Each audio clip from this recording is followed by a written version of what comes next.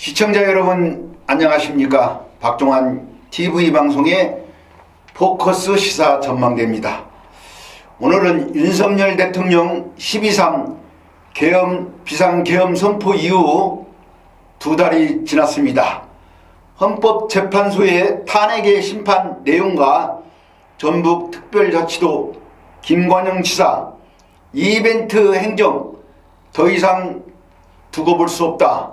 그리고 이재명 대표의 선거법 위반 2심 항고 선고, 그리고 작금의 정치권의 화두가 되고 있는 개헌에 대해서 시청자 여러분들과 함께 유쾌 상쾌 통쾌하게 보시겠습니다. 레디 큐!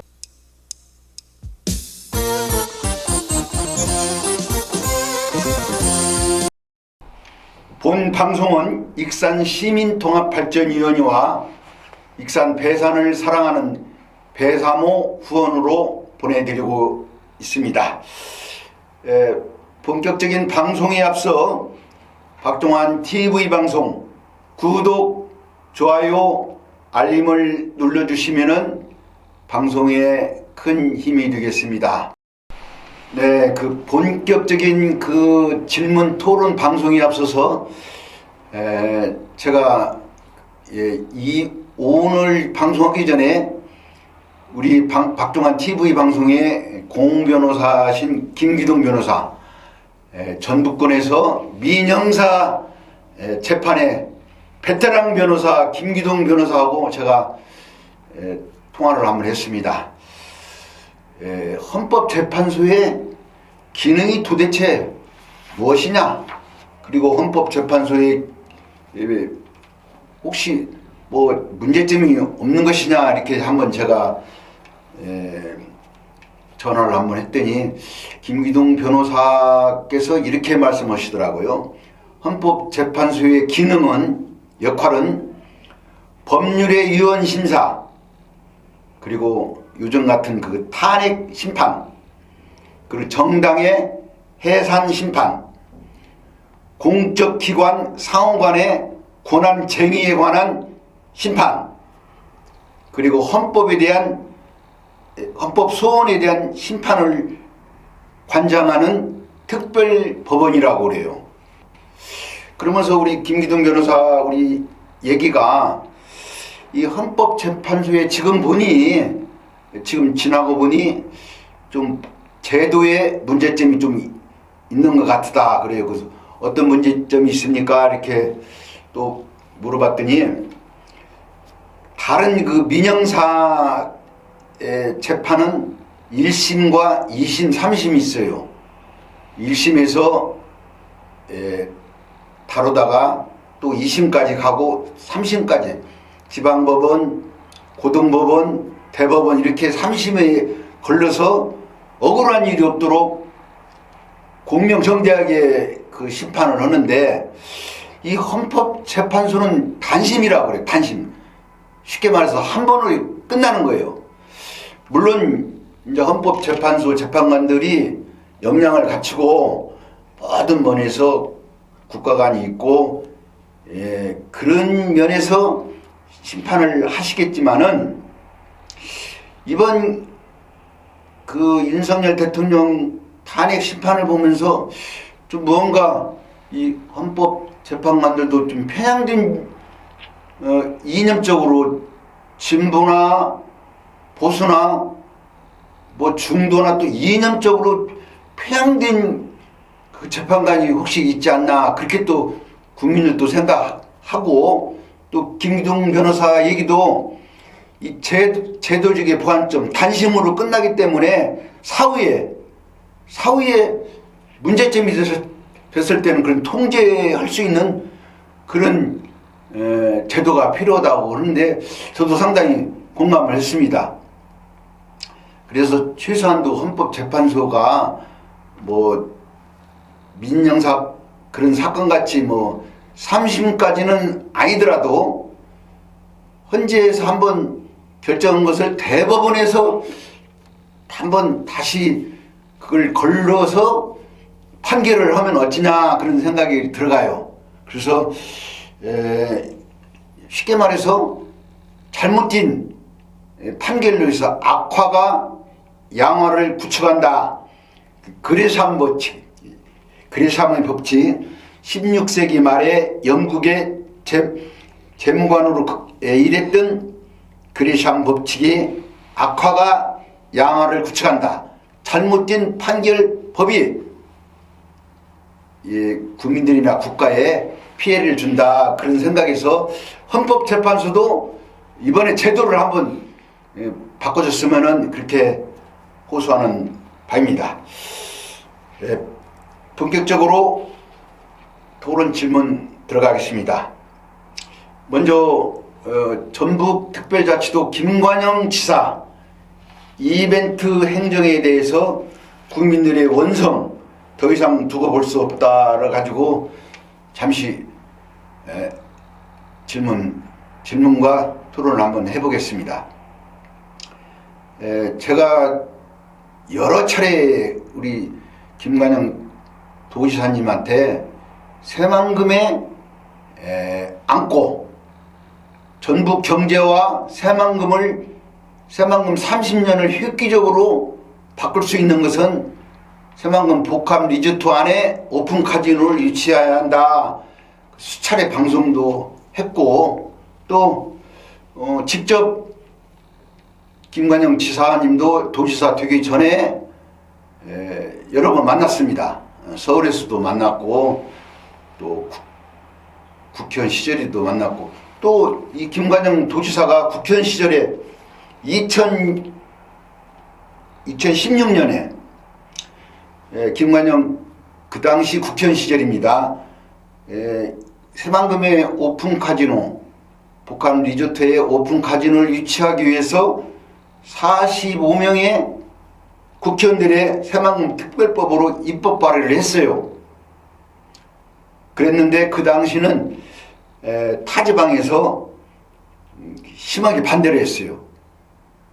그렇지 않습니까? 강원도 정선은 지금 오픈 카지노로 인해서 강원도를 지금 먹여 살리고 있는데 그걸 또 하나 새만금이다 하겠다면 찬성하겠어요? 반대하겠죠. 강원도 정선에서 반대했고 인천 영종도 얼마나 인천 영종도가 복합 리조트 시설을 투자를 해서 잘했습니까? 거기서 오픈 카지노를 할 그런 계획으로 반대를 했어요. 그리고 제주도 부산 이게 오픈 카지노가 유치되면은 엄청난 경제 효과를 보기 때문에 그 타지방에서 반대를 해서 또 그리고 전북 도민들도 몇 군데에서 환경단체에서 반대를 좀 했어요. 그래서 김관영 지사가 그 뜻을 그 당시 국회의원 시절에 못 이뤘는데 제가 간단하게 얘기할게요. 미국의 라스베가스 있지 않습니까? 원래 라스베가스가 그 모래사막을 카지노 유치를 해서 복합 리조트, 호텔, 컨벤션 센터 엄청난 관광지로 세계적인 관광지로 지금 탈바꿈했어요. 그 싱가포르의 마리나 베이 샌즈 호텔 거기도 카지노가 엄청나게 세계의 관광객들이 와서 돈을 쓰고 가고 그 중국의 마카오 카지노 마카오도 마찬가지예요. 그래서 지도자라는 것은 그 몇 사람이 반대를 하더라도 전북 경제를 살리고 30년 새만금을 한순간에 바꿀 수 있다는 그런 새만금의 획기적인 신의 한 수가 오픈 카지노라고 생각한다면은 전북 도민들을 반대하는 몇 군 환경단체에서 반대하는 그분들과 밤을 새서라도 설득을 하고 이 새만금의 비전, 전북 경제를 살 수 있는 이 비전을 설파를 해서 이끌어 가야지 그 표를 의식해서 전북도지사님께서 표를 의식해서 말을 못 듣는다는 것은 전북 경제를 살릴 수 있는 그런 기회를 놓친다는 것은 그 지도자의 자격이 아니라고 생각합니다. 비단 새만금 문제, 오픈 카지노 문제가 뿐 아니에요. 뭐 2025년 전북 도민들과 현안 문제를 가지고 지금 수진을 하고 있더라고요. 전주, 뭐 또 군산, 익산 이렇게 각 시군을 이렇게 순위를 하는데 지난 3일 날인가 2월 3일 날인가 군산 그 현안의 그 시민들과 대화에서 김관영 지사가 엄청난 망신을 당했어요. 네? 새만금 그 신앙 문제, 그 행정 문제로 군산하고 김제하고 신앙 그 관할권, 김제는 김제대로, 군산은 군산대로 서로 신앙은 자기 행정 관할이다. 근데 이걸 김관영 그 시민들, 군산 시민들이나 김제 시민들은 김관영 도지사가 방관하고 있다. 이걸 해결 못하고 있다. 그런 와중에 군산 시민들하고 담화 중에 엄청나게 막 도지사하고 시민들하고 삿대질하고 막 그런 걸 보고도 이거 김관영 도지사가 좀 도민들하고 잘해서 마른 장작이 돼서 불이 활활 타올라 가지고 다시 재선을 한번 해야 하는데 또 이뿐이 아니에요. 또 전주 완주 통합 문제도 지금 일만 벌려놓고 지금 해결도 못하고 지금 전주 완주 갈등만 지금 갈등 분열만 지금 일으키고 있어요.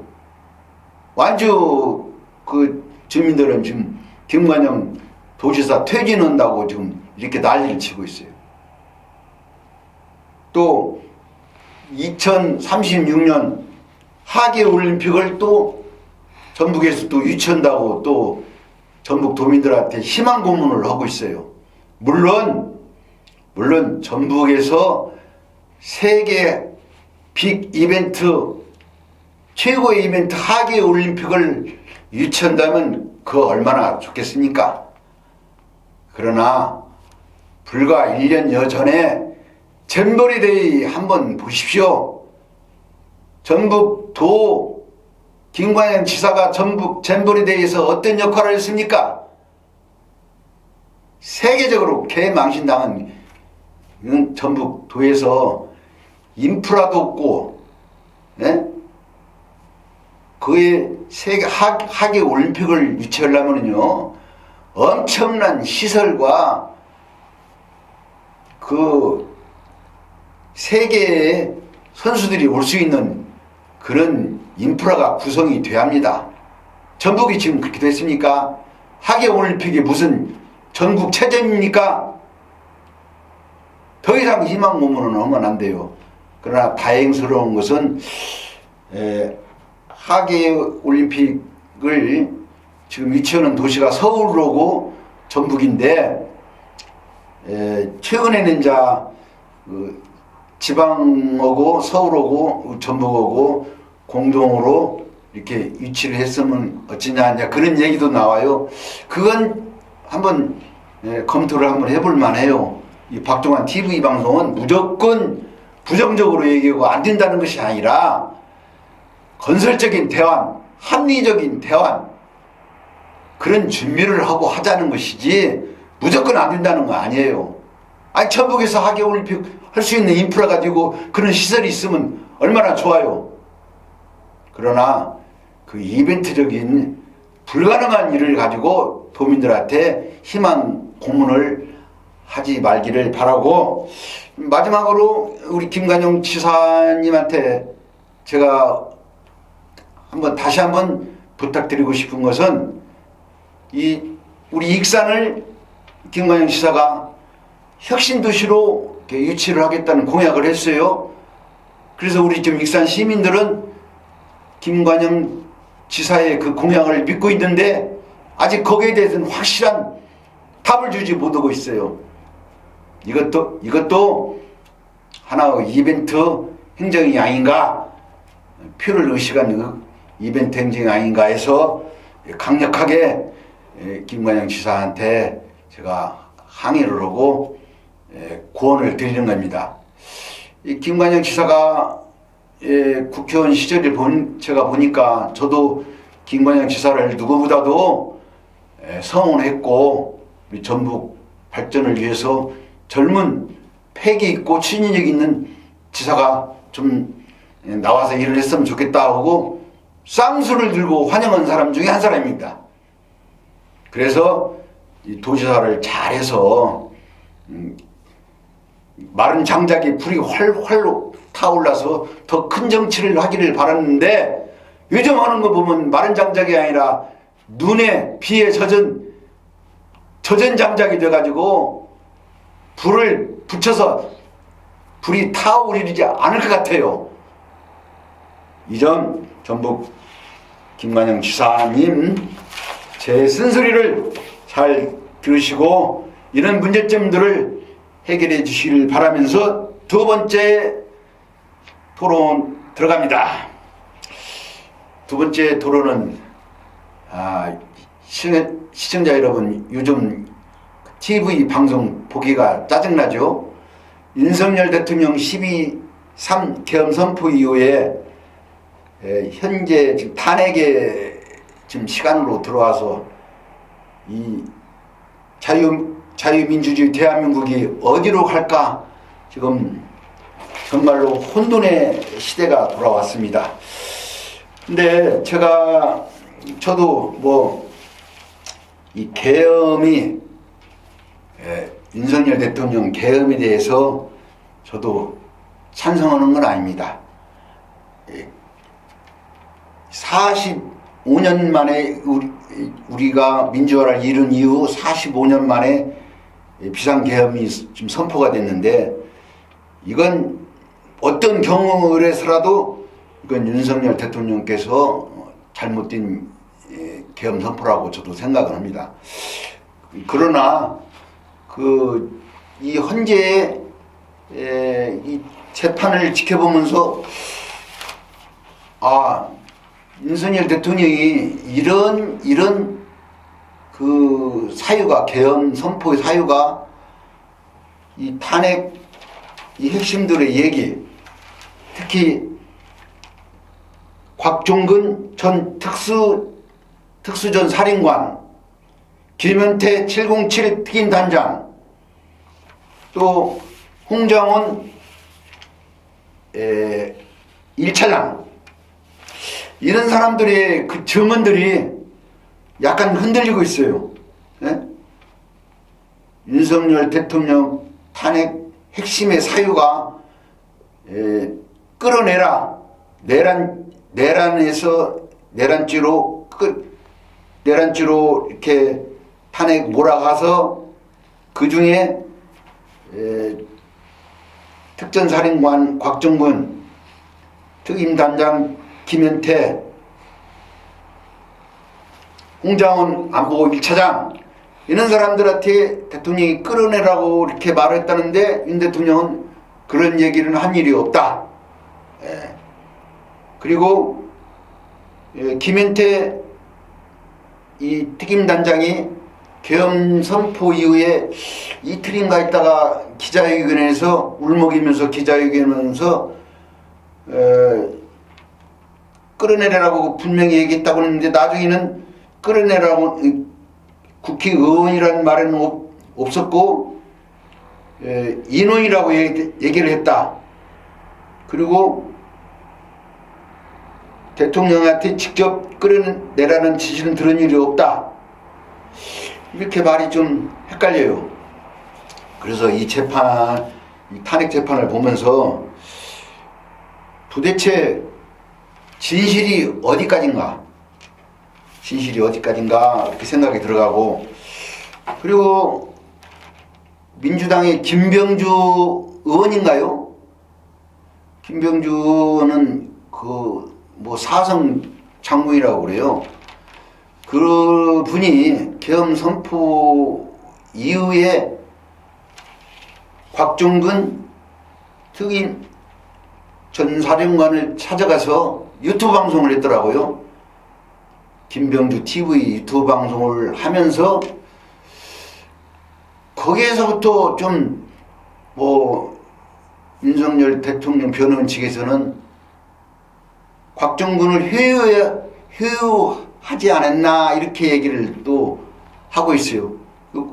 저희들이 볼 때도 그 특임장 곽종근 특임 전 사령관한테 물어보고 싶은 것이 있으면은 국회 청문이나 여야 정치인들이 있을 때 물어보면 되지. 어떻게 민주당의 그 의원이 개인으로 찾아가서 유튜브 개인 방송을 하면서 어떻게 그런 내용을 일방적으로 발표할 수 있나. 여기에 대해서 국민들이 상당히 의아심을 갖고 있어요. 그리고 그 홍장원 제1차장도 그 메모를 받았는데 그 메모에 그 원본은 없다.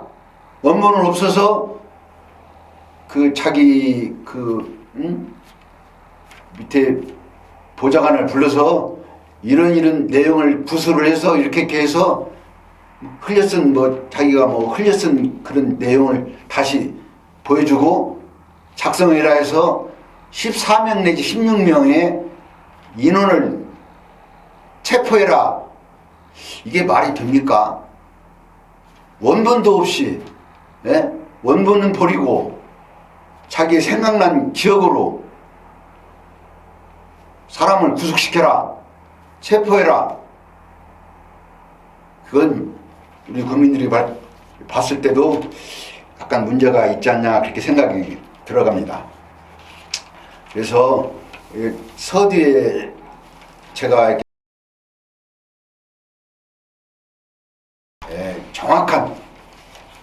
정확한 공명정대하고 국가를 위해서 정확한 판단을 해줘야겠다는 생각이 들어가요.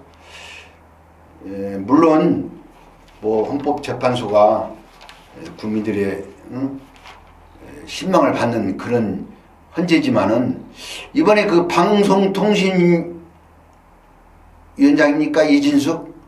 그 방송통신위원장의 그 탄핵을 보고 저는 깜짝 놀랐어요. 탄핵 결과가 4대4로 나왔더라고요. 4대4로. 아니, 이틀인가를 근무한 방통위원장이 뭐가 그렇게 잘못해가지고 4대4로 기각, 찬성, 반대 이렇게 나옵니까? 이것은 이 헌법재판관도 뭔가 이게 이념적으로 편향되어 있지 않냐, 그걸 보고 개탄을 하지 않을 수 없습니다. 자, 그러면은 세 번째 토론 들어갑니다. 작금에 개헌이 지금 화두로 올라왔어요. 개헌이 화두로 올라왔는데, 얼마 전에 그 헌정위에서 이 여야의 그 원로들을 모여놓고 개헌의 필요성을 얘기를 했어요. 차기 대선에 맞춰서 원포인트 국민투표를 해서 개헌을 해야 한다. 지금 현재의 대통령제는 단인제이기 때문에 제왕적 대통령이 책임을 묻지 않고 너무나 월권을 하기 때문에 지금 현재의 대통령제를 개헌을 해서 순수한 대통령제 산이 연임을 하든 의원 내각제를 하든 대통령 후보들이 이 개헌에 대한 공약을 내세우고 이번 기회에 개헌을 해야 한다 이렇게 헌정위에서 원로들이 이렇게 말을 했더라고요. 지난 2월 3일 날인가 이게 보도에 보면은 정대철 헌정회장이죠. 헌정회장이 전 국무총리 정운찬, 김부겸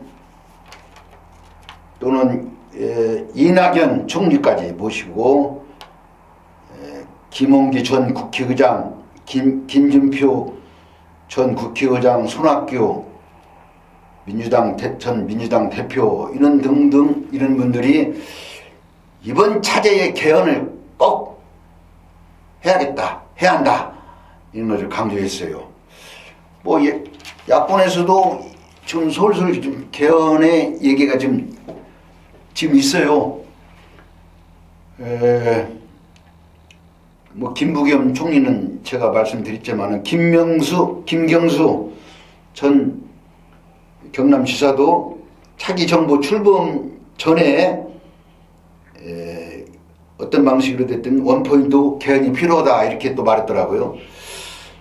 그리고 이광재 전 국회 사무총장도 민주당이 개헌을 능동적으로 받아줘야 한다.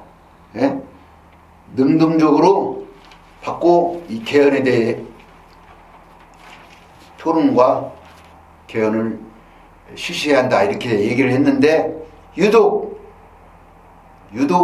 이재명 대표만 지금 개헌할 때가 아니다 이렇게 얘기를 하고 있어요. 하여튼 간에 이 개헌에 대해서는 지금 여야는 할 거 없이 국민들의 공감대가 형성됐다 저는 그렇게 생각합니다. 한 달 전인가 한국 기독교 장로 지도자협회가 있어요. 한국 기독교 장로 지도자협회 거기 이강욱 회장이 자유민주국가 수호와 대한민국 정치 발전을 위한 개헌이 필요하다 해서 중앙 5대 일간지한테 광고를 했어요. 거기에 우리 박종환 TV 방송도 개헌의 필요성에 대한 참여를 했는데 이건 국민적 시대적 사명이 개헌의 필요성이 있다고 저는 생각이 듭니다. 그래서 차기 선거가 언제 될랑가는 대통령 선거가 언제 될랑가는 뭐 조기 선거가 될 것인가 예정대로 대통령 임기를 마치고 될 것인가는 모르겠지만은 이번 차제에 대통령제의 문제점을 해소할 수 있는 개헌이 꼭 필요하다는 말씀을 드리고 마지막으로 이재명 민주당 대표의 선거법 위반 또 사법 리스크에 대해서 마지막으로 토론 들어가겠습니다. 이재명 대표 사법 리스크를 얘기하면은 참 헐리기가 참 많이 있을 거예요. 뭐 5대 그 사법 리스크가 있어서 대장동 비롯해서 최근에 이제 2월 26일 날인가 선거법 위반 제2심 항소심이 이제 들어갑니다. 그런데 이 와중에 이재명 대표가 선거법 2심 공판에 위헌 심판을 신청했어요. 예? 선거법 그 위반 그에 위헌이 있으니 위헌 법률 심판을 좀 해달라 해서 심판을 냈는데 이걸 두고 뭐 침대 축구를 또 이재명 대표가 침대 축구를 좀 하고 있지 않냐 이렇게 또 얘기를 하고 있어요. 그래서 제가 보기에도 사법부에서 위헌 이재명 대표가 신청한 위헌 법률 심판은 받아주지 않을 것 같아요. 뭐 많은 사람들이 법률가도 그렇게 얘기를 하고, 그 이재명 대표가 만약에 이재명 대표가 선거법 250조 1항이 그걸 내세워서 특정 행위를 처벌하는 것은 불명확하고 광범위한 표현의 자유 제한이다. 방송 토론회에서 즉흥적인 발언을 처벌할 수 없다는 대법원 그런 얘기를 하면서 선거법상 방송에 나와서 뭐 거기까지 선거법 위반으로 할 수 없지 않냐 이렇게 말하는데, 만약에 이걸 위헌이라는 것을 헌재에서 합헌이라고 만약에 이걸 받아준다면은 이 선거가 어떻게 되겠어요? 거짓말 잘하고 이렇게 다 허위사실 아니라고 다 빠져나갈 것 같아요. 이제 거짓말 잘하는 사람이 자 대통령도 되고 장관, 국회의원도 되고 도지사도 되고 시장도 되고, 그래서 이건 선거법으로서 100만 원 이상만 받으면은 그 아웃이잖아요. 왜 그렇게 했습니까? 그만큼 중요하기 때문에, 도덕성 또 허위사실이 중요하기 때문에 선거법에서는 엄정하게 허위사실 공표에 대해서 엄정한 심판을 묻고 있어요. 그 이재명 대표는 또 최근에 그 측근 중에 측근 김용 씨 아시죠? 김용 전 민주 뭐 연구원 부원장인가? 이 양반이 2심에서 징역 5년을 받아가지고 법정 구속이 됐어요. 법정 구속이. 이 사람이 징역 5년 받은 내용은 대장동 사건에서 대선 자금이 뭡니까?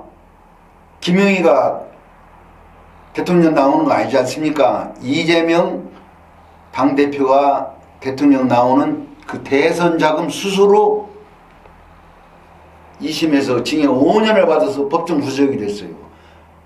거기에 보면은 뭐 이재명 대표 뭐 공소장이 다 뭐 완벽한 건 아니지만은 김용 공소장에 의하면 이재명 대표 얘기가 뭐 수십 번 나온답니다. 그렇다면은 우리 국민들 생각에는 김용의 대선 자금은 이재명과 연결되지 않느냐 그렇게 의아심을 가질 수 있고, 또 검찰에서도 그렇게 좀 생각을 하는 것 같아요. 그래서 물론 선거법 이재명 대표의 선거법 위반이 2월 26일 날 이후에 3월 중순경 되면은 2심이 결정 나는데, 그것도 중요한 이재명 대표의 정치의 생명의 중요한 기로지만은 그 후에 대장동 사건도 김용의 징역 5년으로 인해서 상당한 그 이재명 대표가 코너에 몰릴 것 같아요. 그래서 이재명 민주당 대표도 뭐 안심하고 마음 놓고 있을 때는 아니다. 그 단순하게 이재명 대표의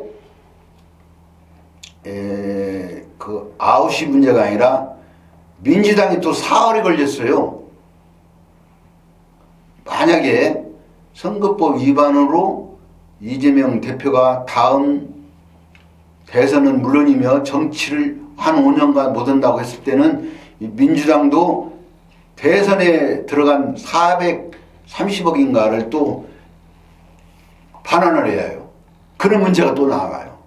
이 민주당이 상당한 타격을 받을 수 있는 이재명 대표의 선거법 위반 및 사법 리스크 앞으로 어떻게 해결할 것인가, 첩첩산중의 이재명 대표의 운명 한번 지켜보겠습니다. 시청자 여러분 어떻게 보셨습니까? 제가 서두에도 말한 것 같이 헌법재판소는 단심이기 때문에 이 제도를 좀 보완해야겠다는 것을 다시 한번 강조하고, 또 이 김관영 지사의 도민에게 더 이상 희망 고문을 하지 말아라, 이벤트 행정은 여기서 끝내고 지도자의 리더십을 좀 보여줘서 전국의 최하위의 전북 특별자치도를 좀 비전을 좀 제시해달라는 이 말과, 개헌 21세기 대한민국 국민적 시대적 이 개헌이 이번 기회에 개헌을 꼭 해야겠다는 국민투표 원포인트 개헌을 부탁드리면서 이번 주 방송은 여기서 마치겠습니다. 시청자 여러분, 다음 주에 만나요. See you again. 감사합니다.